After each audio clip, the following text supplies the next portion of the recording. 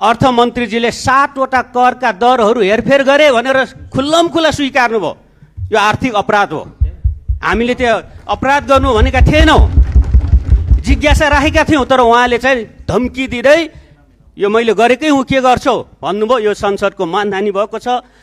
सम्माननीय सभामुख महोदयले यसमा रुलिङ हुनुपर्छ, छानबिन गरिनुपर्छ। यस प्रकारको अपराध गर्न पाइँदैन सभामुख महोदय। खुल्लमखुल्ला उहाँले स्वीकार्नु, यो रोस्टमबाट रेकर्ड छ। र त्यसको लागि म के पनि भन्न चाहन्छु भने पुरानाले गरे। पोहोर साल चाहिँ 73वटा हेरफेर गरे, मैले अहिले जम्मा 7वटा गरेँ भन्नुभयो।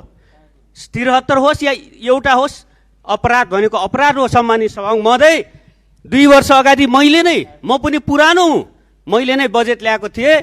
म आजको मात्रै भन्दै छैन। सम्मानित सभामुख महोदय, पुरानो छानबिन होस्, मेरो पालाको 2 वर्ष अगाडिको पनि छानबिन होस्, गत वर्षको पनि होस्, यसपटक पनि छानबिन होस्।